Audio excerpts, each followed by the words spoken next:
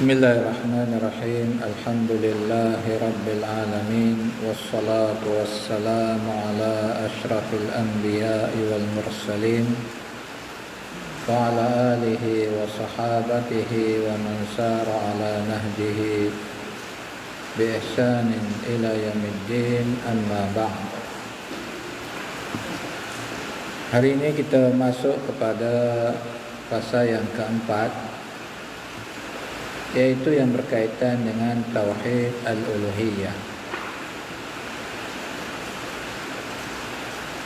Kata penulis, setelah manusia memahami makna tauhid ar-rububiyah dan matlamat penegasannya di dalam Al-Quran, maka mudahlah bagi mereka memahami maksud tauhid al-uluhiyah. Artinya bila kita dah faham apa yang dikehendaki daripada tauhid ar-rububiyah, maka di sini mudahlah untuk kita mengerti kenapa Allah Azza wa Jalla memerintahkan para rasul mentauhidkan Allah Azza wa Jalla pada uluhiyahnya. Uluhiyah itu sebagaimana yang akan kita bacakan daripada perkataan ilah. Jadi kalimah ilah ni lah yang diguna di dalam syahadah kita. Asyhadu an la ilaha illallah. Asyhadu, aku bersaksi, an la ilaha, bahawa tiada ilah, illallah, melainkan Allah. Tiada ilah yang benar melainkan Allah. Artinya selain daripada Allah adalah ilah yang batil. Yang batil maknanya yang tak layak disembah, kerana ia tidak memiliki ciri-ciri rububiyah. Tak ada padanya ciri-ciri yang ada pada Rabb. Kata beliau, di dalam siri ini akan dijelaskan makna yang dikehendaki daripada kalimah uluhiyah, agar pembaca memahami dengan lebih mendalam pengertiannya dan kepentingannya. Sudah tentu ia penting kerana ia berkaitan dengan syahadah kita. Kalau tak faham, maka kita tak akan dapat menyempurnakan syarat-syarat la ilaha illallah. Bukan sekadar sebut sahaja, kita kena tahu apakah yang dikehendaki daripada syahadah la ilaha illallah ini tadi. Apa syaratnya yang menjadikan kita betul-betul melaksanakan tuntutan syahadah. Makna uluhiyah. Kalimah uluhiyah daripada perkataan ilah. Apabila kita merujuk kepada kamus, ia membawa erti sesuatu yang dilakukan ibadah kepadanya. Di dalam bahasa Arab disebut ma'bud. Kita tengok kamus, ilah itu bawa makna ma'bud. Ilah ma'luh, artinya ma'bud, yang dilakukan ibadat kepadanya. Apabila disebut ilah, maka maksudnya adalah yang disembah dan dilakukan ibadat kepadanya. Kita tahu ibadat itu termasuk padanya kita menyembah sesuatu, sama ada sujud kepada sesuatu ataupun mengharap kepada sesuatu, berdoa kepada sesuatu. Itu yang dipanggil dengan apa? Ilah. Kenapa orang-orang musyrikin mereka menyembah patung berhala?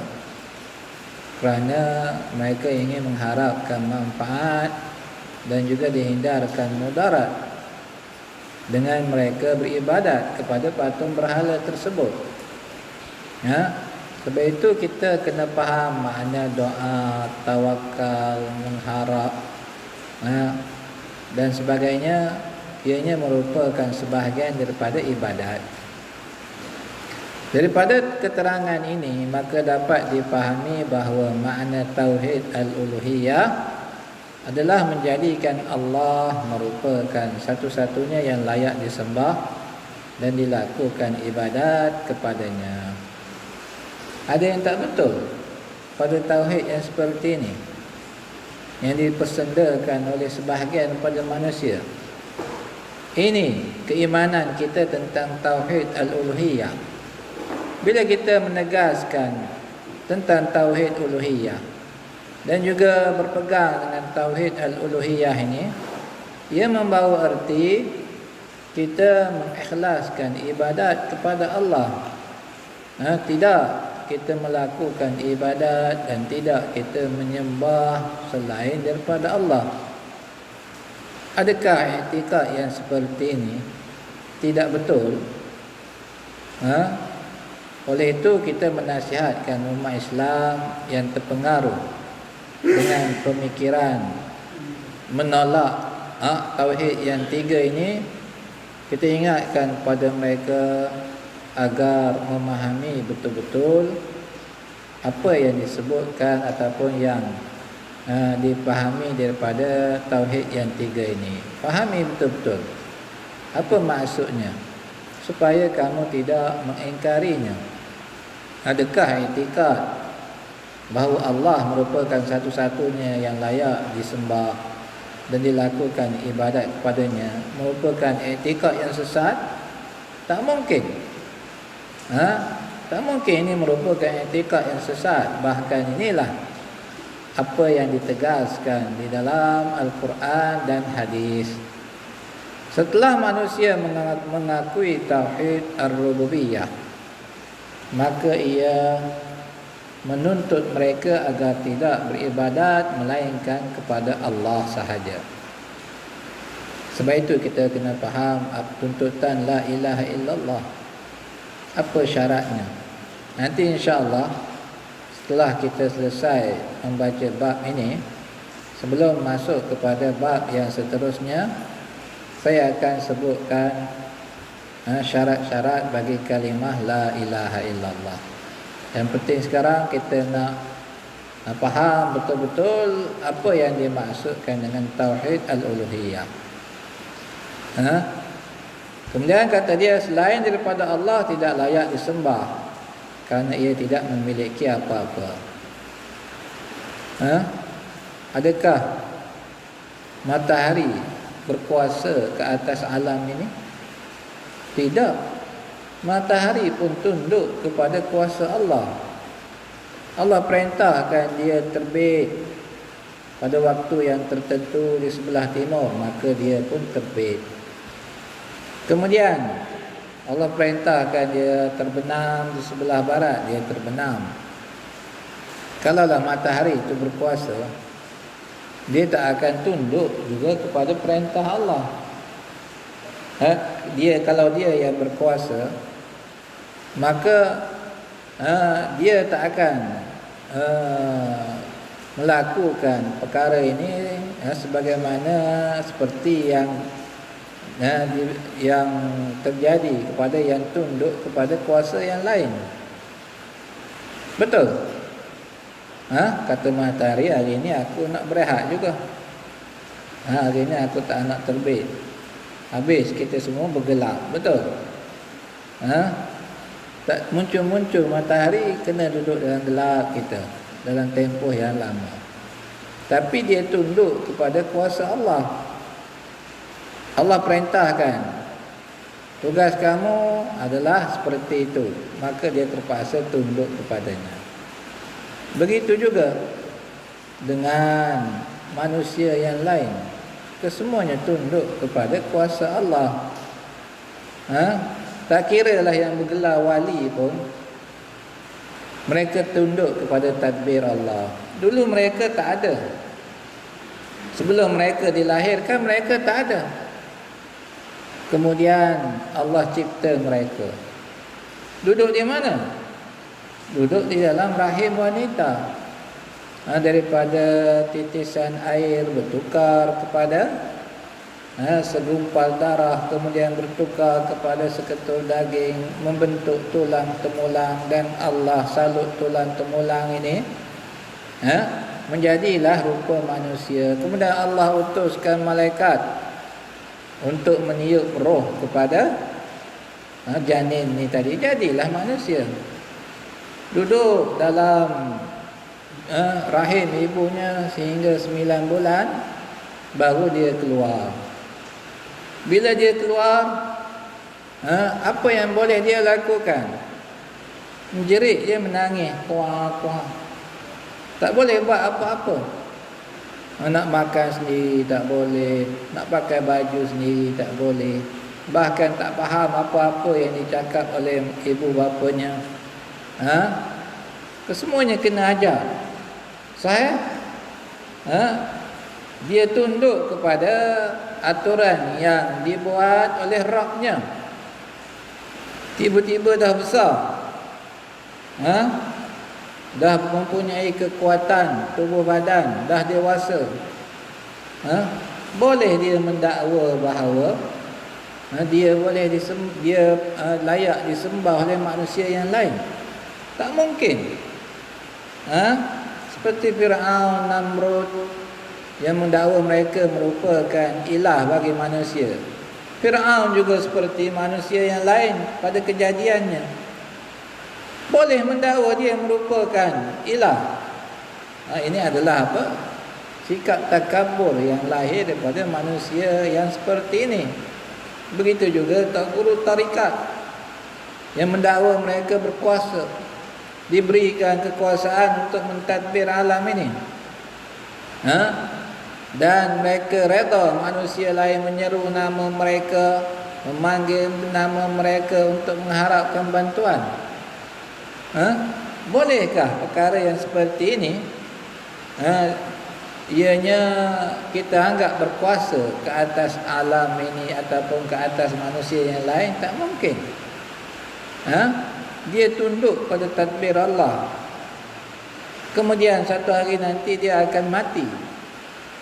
Kalau dia berkuasa, kuat, gagah, dia tak akan mati. Jadi sekarang ini kita manusia perlu sedar, perlu berfikir bahawa selain daripada Allah itu tak layak disembah. Kerana apa? Kerana mereka tak memiliki apa-apa, bahkan tunduk kepada kuasa Allah Azza wa Jalla. Jangan kita meremehkan akidah yang seperti ini disebabkan manusia jahil tentangnya. Ini yang menjadikan mereka beriktikad bahawa wali-wali Allah itu mempunyai kekuasaan. Dah mati pun mempunyai kekuasaan. Pelik. Mereka dah mati pun nampak pun tubuh ni terbujur kaku, kemudian dimandikan, dihantar ke kubur, diletak di dalam liang lahat. Mereka nampak, tapi masih mendakwa bahawa wali ni tak mati. Dah nampak mati tapi mendakwa tak mati lagi. Bahkan mempunyai kekuasaan untuk membantu manusia yang hidup. Lihat bagaimana syaitan berjaya merosakkan akal manusia. Kalaulah manusia itu berfikir, apa perlunya aku mengharap kepada yang dah mati? Tak cukupkah Allah Azza wa Jalla sebagai tempat aku mengharap, memohon sesuatu, meminta sesuatu? Kenapa? Tak cukup? Cukup ke tak cukup? Cukup, dah cukup, apa perlu pada perkara yang lain? Apatah perkara tersebut tidak memiliki apa-apa, bahkan tunduk kepada tadbir Allah. Kemudian kata penulis, tauhid inilah yang akan menjadikan manusia dikira sebagai seorang Muslim.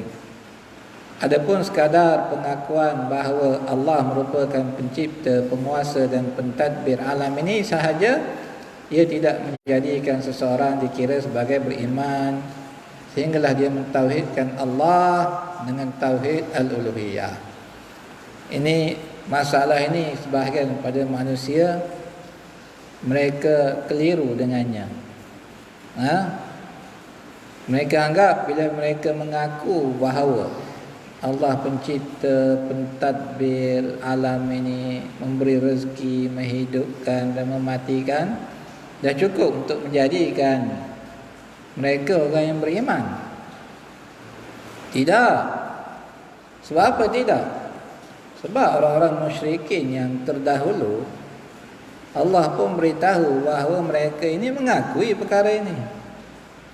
Mereka mengaku, tak mengingkari bahawa Allah pencipta alam ini, Allah pentadbir alam ini, Allah yang menguasai alam ini. Mereka mengaku ke semua perkara ini. Namun kenapa mereka digelarkan orang musyrikin? Tak dikira sebagai beragama Islam, kerana mereka beribadat tidak mengikhlaskan ibadat kepada Allah. Artinya beribadat juga kepada selain Allah. Dengan arti kata yang lain, mereka mensyirikkan Allah di dalam pengibadatannya tadi. Masalah inilah yang perlu kita faham betul-betul, supaya bila kita katakan bahawa orang-orang tarikat itu melakukan kesyirikan, maka bila dikatakan bahawa orang-orang tarikat itu melakukan kesyirikan, maka kita tak mengingkarinya. Kerana kita faham apakah makna ibadah, apakah makna tauhid al-uluhiyah. Manusia yang mengingkarinya adalah kerana mereka tak faham tentang tauhid ini. Setengah orang mereka kata, apalah golongan Wahabi ni sikit-sikit syirik, sikit-sikit syirik. Kamu faham tak apa itu tauhid? Sehingga kamu mengingkari orang mengatakan perbuatan-perbuatan beribadat kepada selain Allah itu sebagai syirik. Ini masalah masyarakat kita. Kerana meninggalkan pembelajaran tauhid yang tiga inilah, lalu mereka memusuhi kebenaran. Lalu mereka tidak boleh menerima apa yang dijelaskan tentang tauhid yang tiga ini. Penting bagi kita umat Islam memahami betul-betul tauhid ar-rububiyah dan juga tauhid al-uluhiyah. Kemudian kata dia, ini kerana orang-orang musyrikin di zaman Rasulullah sallallahu alaihi wasallam, mereka juga mengaku bahawa Allah merupakan pencipta dan pentadbir alam ini. Allah sebut dalam Al-Quran, Allah ceritakan di dalam Al-Quran tentang kepercayaan orang-orang musyrikin ini, iaitu mereka mengaku Allah mencipta, mentadbir, menguasai alam ini, memberi rezeki. Mereka mengaku, tapi tak menjadikan mereka sebagai orang yang beriman. Kemudian kata dia, namun mereka tetap tidak dikira sebagai seorang Muslim, sehinggalah mereka mengakui bahawa tiada yang berhak disembah dan dilakukan ibadat kepadanya melainkan Allah. Artinya kita nak jadi seorang Muslim, kita kena mentauhidkan Allah pada apa, Abang Abdullah?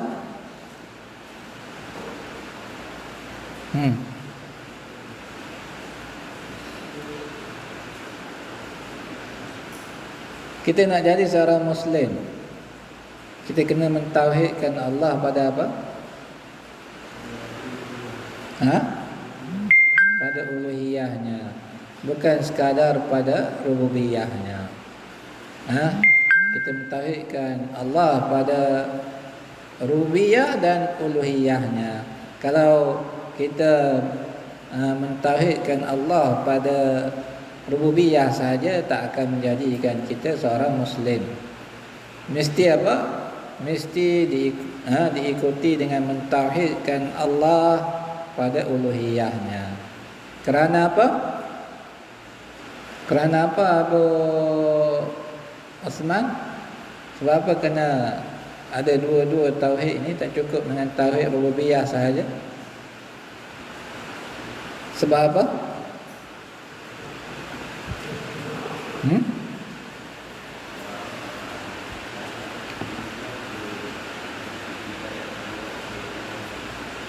Sebab tauhid uluhiyah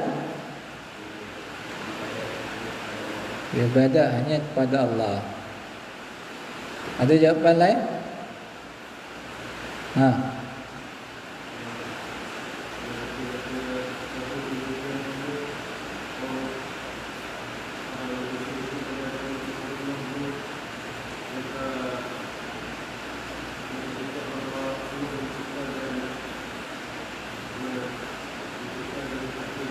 Baik. Sebab orang-orang musyrikin zaman jahiliah dahulu, mereka pun beriktikad bahawa Allah sahaja mencipta dan mentadbir alam ini. Mereka tak mendakwa ada selain Allah yang mencipta mentadbir alam ini.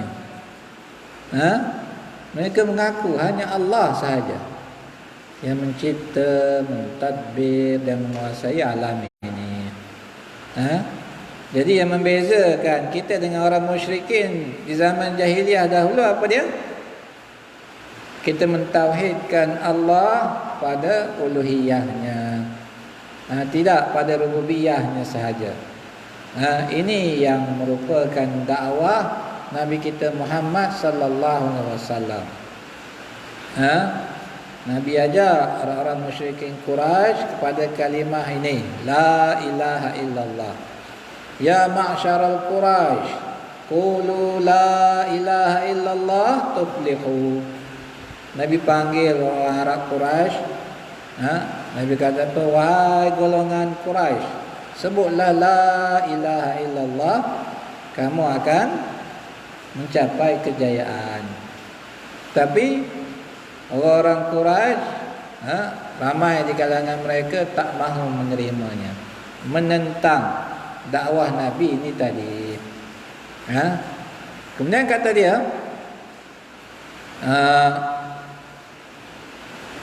namun begitu mereka tetap tidak dikira sebagai seorang Muslim, sehinggalah mereka mengaku bahawa tiada yang berhak disembah dan dilakukan ibadat kepadanya melainkan Allah.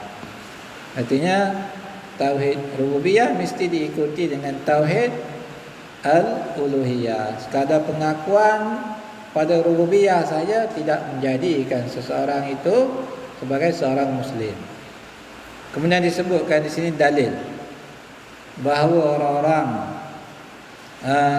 musyrikin mereka mengakui Allah Azza wa Jalla itu satu-satunya mencipta dan mentadbir alam ini.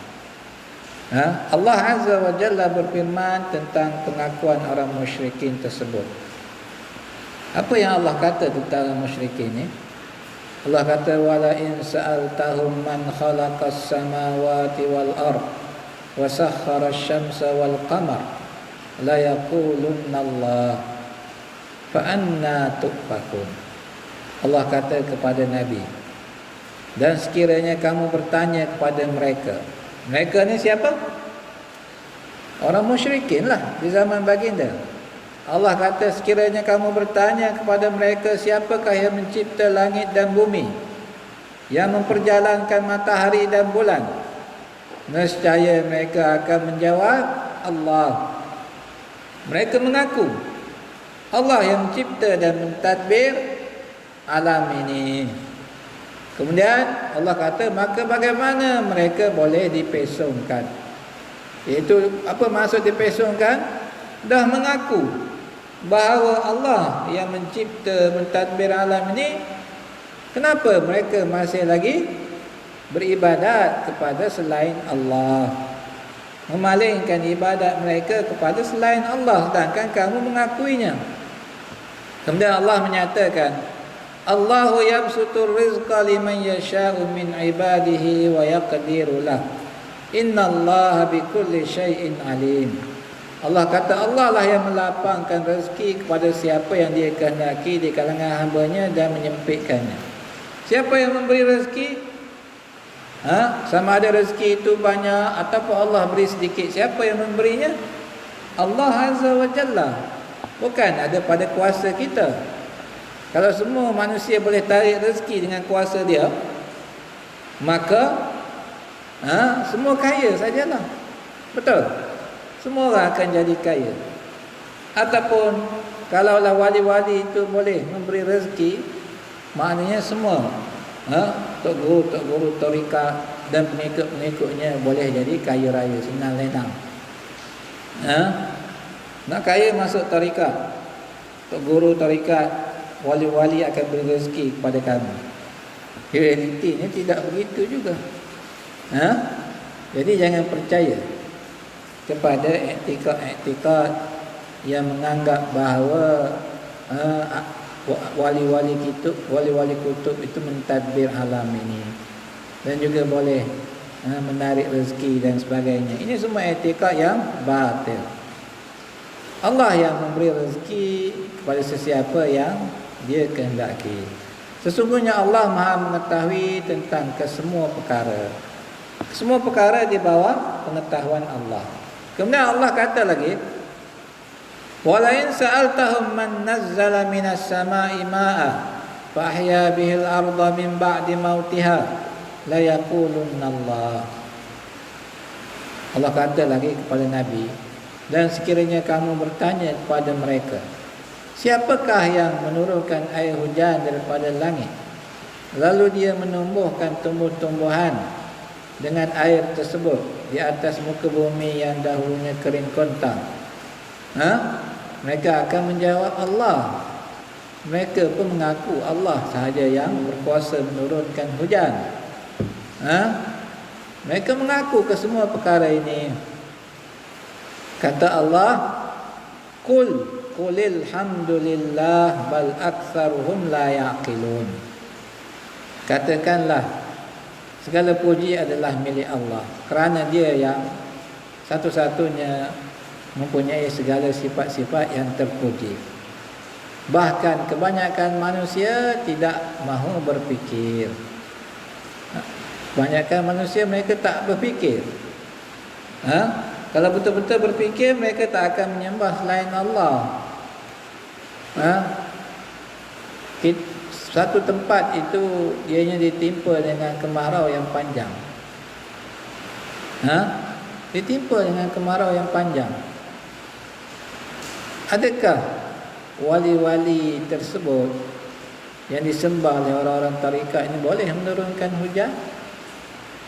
Mereka tidak mampu berbuat demikian. Kalau mereka mampu, nescaya apa? Mudahlah manusia yang hidup di atas muka bumi ini selamat daripada kemarau panjang, selamat daripada bencana-bencana yang lain. Baru kemarau sikit, seru nama wali-wali tersebut, habis turun hujan, selesai masalah. Betul. Tapi ianya tidak terjadi kerana mereka tidak berkuasa, tidak mempunyai kekuasaan untuk menurunkan hujan ini tadi. Jangan duk percayalah dongengan orang-orang tarikat. Dengan mendakwa, tengok kami seru nama Tok Wali sekalian, tak lama lepas tu turun hujan. Itu semua adalah dakwaan yang batil, iktikad yang kufur kepada Allah Azza wa Jalla. Yang berkuasa menurunkan hujan hanyalah Allah Azza wa Jalla. Yang berkuasa untuk menghilangkan musibah dan bala bencana daripada manusia hanyalah Allah Azza wa Jalla. Kadang-kadang manusia ni tak nak berfikir. Kalau mereka berfikir, mereka akan fahami kebenaran. Kita ambil contoh MH370 tak? Yang hilang tu 370 ke 380? 370 tak? Dah lama dah hilang. Sampai sekarang tak tahu ke mana. Tak jumpa-jumpa. Dah bertahun-tahun. Mana dia Tok Bomoh yang mendakwa tahu perkara yang gaib, boleh telik barang-barang yang hilang? Ini bukannya pen yang hilang, kapal terbang besar. Mana dia Tok Bomoh yang mendakwa mengetahui perkara yang gaib? Tak ada pun mereka dapat tunjukkan di mana tempatnya kapal tersebut. Tapi manusia masih lagi percayakan kepada Tok Bomoh. Bila ada barang hilang, mereka akan pergi berjumpa Tok Bomo. Bila anak mereka hilang, mereka akan pergi berjumpa Tok Bomo. Sekarang dah ada jihad, bukti yang jelas. Bagaimana tak ada siapa pun yang mengetahui perkara yang gaib. Kalau manusia tahu perkara yang gaib, senang je. Baru 2-3 hari hilang ataupun seminggu hilang MH370, kita dah tahu dah mana. Tanya si Fulan yang merupakan Tok Bomo besar, jumpa, selesai masalah, betul. Tapi tak jumpa pun. Ada hak yang berlagak kononnya macam dia tahu, pergi berkayuh dekat KLIA, kononnya menaiki sampan, bawa teropong. Oh, dia kata MH370 berada di antara dua alam, kata dia. Berada di antara dua alam. Tengok macam mana dia nak menipu manusia. Sebab dia memang tak tahu pun kat mana. Kalau dia beritahu di tempat sekian-sekian, dengan dia berdusta, nanti orang tahu dia berdusta. Contohnya dia kata, MH370 ada di lautan Hindi, tempatnya sekian-sekian. Orang cari-cari tak jumpa, memang sah pun bohong. Tapi jadi jalan selamatnya, dia bagi jawapan atas angin. Dia kata apa? MH370 berada di antara dua alam. Tengok. Inilah perangai Tok Bomo. Tapi ramai juga manusia yang percayakan kepada Tok Bomo ni tadi. Tak boleh. Kita manusia tak mengetahui perkara yang gaib. Kalau betul-betul kita berfikir, kita akan yakin bahawa ilmu gaib itu hanya milik Allah, manusia tidak mengetahuinya. Begitu juga dengan masalah ibadat ini.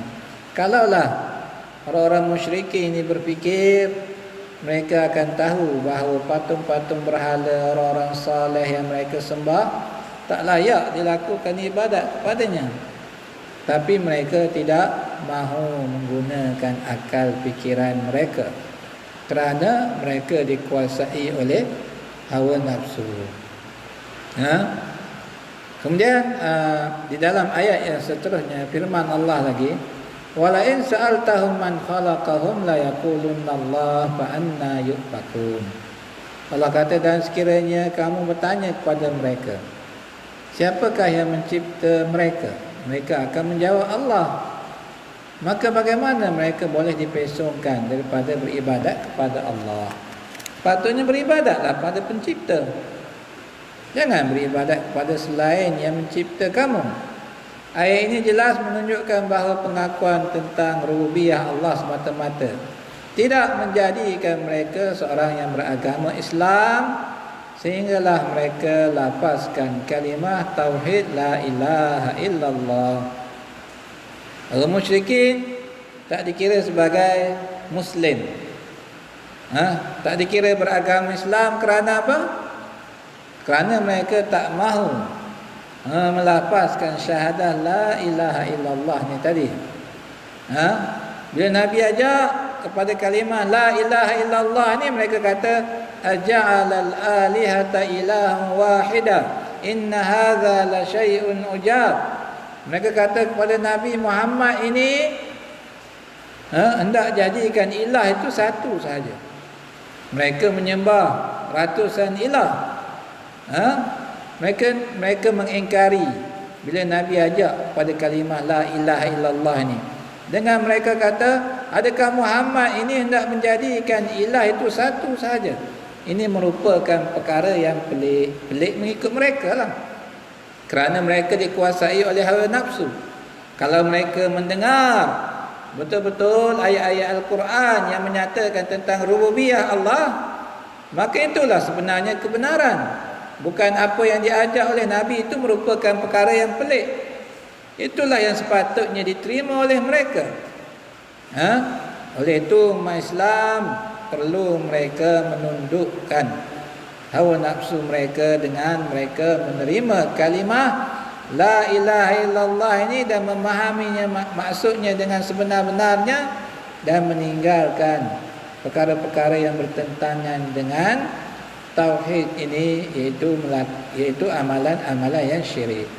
Oleh itu makna kalimat tauhid ini adalah tiada ilah yang benar melainkan Allah, ataupun tiada yang berhak disembah dan dilakukan ibadat kepadanya melainkan Allah. Ini makna la ilaha illallah. Ya, ini kena ingat. Tanda ini aku kena hafal Syafiq. Tanda di situ. InsyaAllah kita akan sambung lagi pada hari Ahad nanti bagi bahagian yang seterusnya.